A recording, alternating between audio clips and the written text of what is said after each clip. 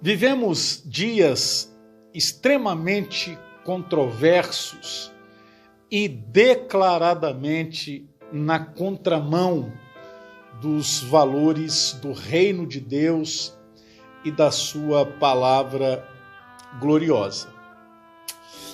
Estamos vivendo uma época de extrema politização e ideologização de tudo que acontece no mundo.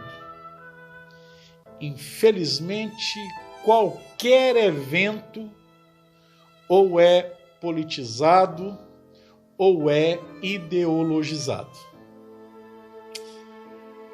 Mas o que é mais impressionante é vermos como muitos cristãos têm um ânimo incrível e uma capacidade argumentativa espetacular para defender suas preferências políticas e suas ideologias.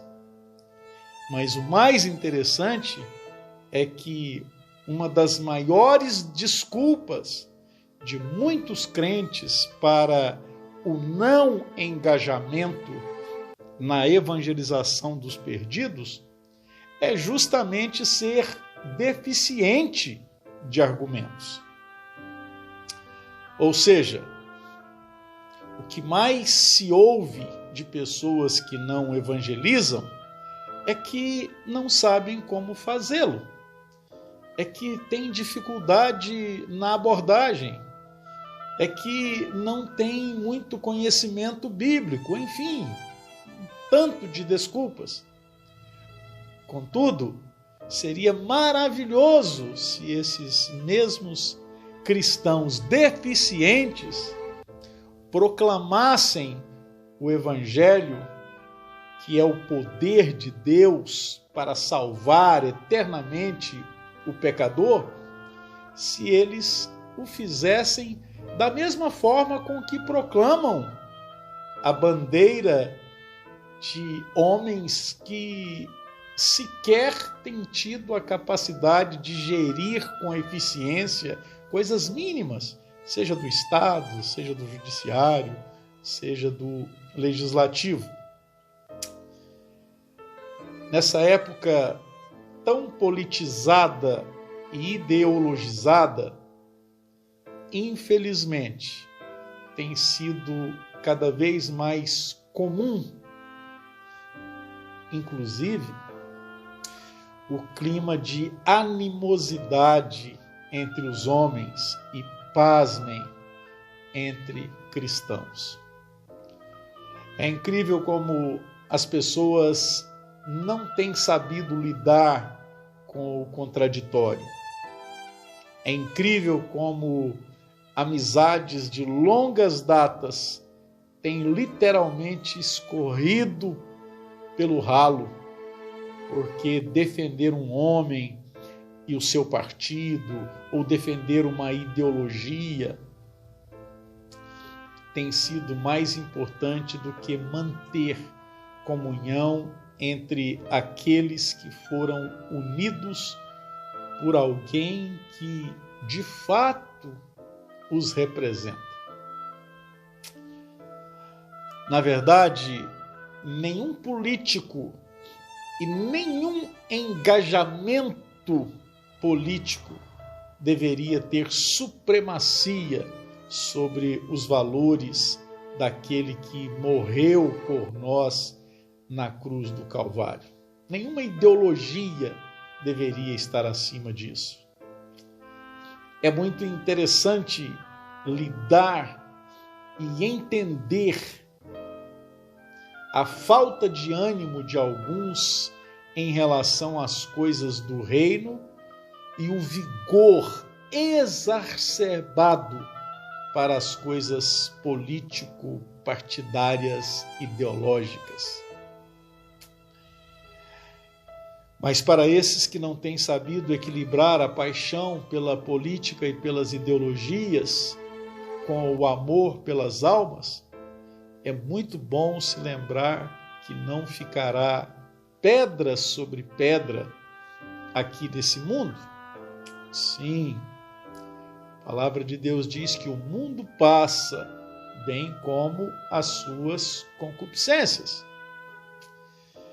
E haveremos de prestar contas no tribunal de Cristo, inclusive sobre a que tipos de serviços emprestamos a nossa inteligência e o nosso vigor e todo o nosso ser. Prestaremos contas sobre o quanto dedicamos de nós mesmos para causas que não são do reino. Definitivamente, não é bonito de se ver o engajamento feroz de cristãos em causas tão inferiores e, em contrapartida, o total desânimo e letargia com as coisas do caminho, com as coisas do reino.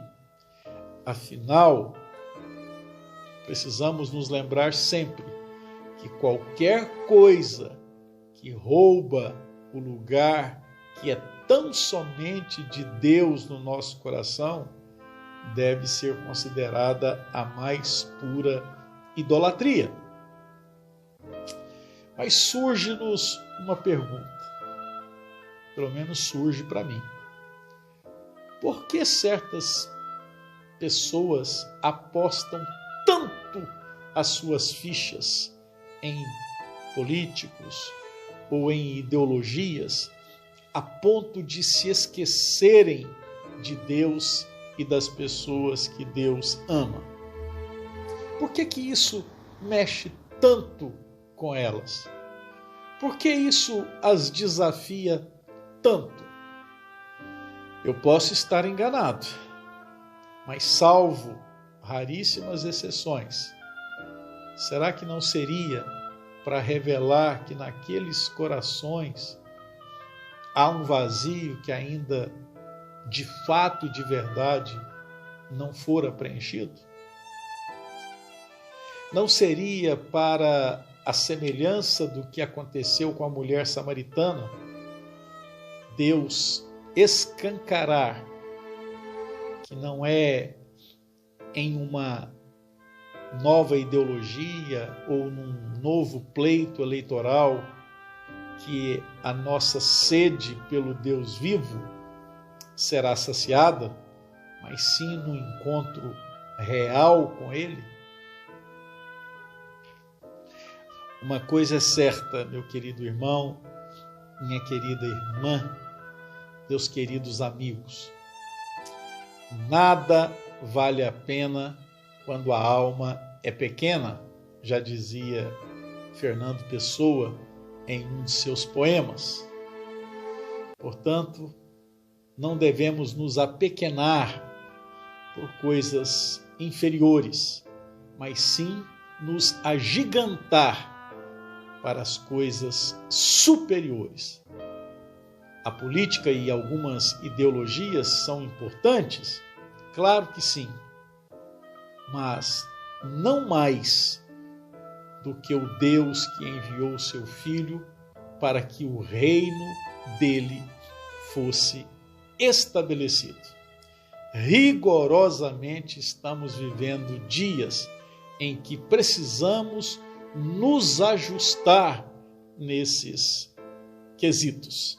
Definitivamente, é hora de colocarmos em prática a exortação daquele que de fato nos representa, o Senhor Jesus, não é?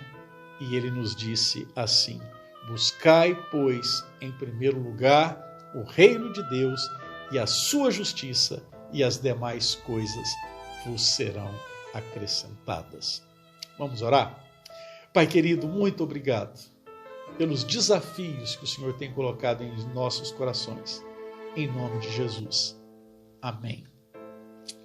Ok, meu irmão, minha irmã, se o Senhor Jesus não voltar hoje, eu espero vê-lo amanhã, se assim Ele nos permitir. Um grande abraço para você. Tchau.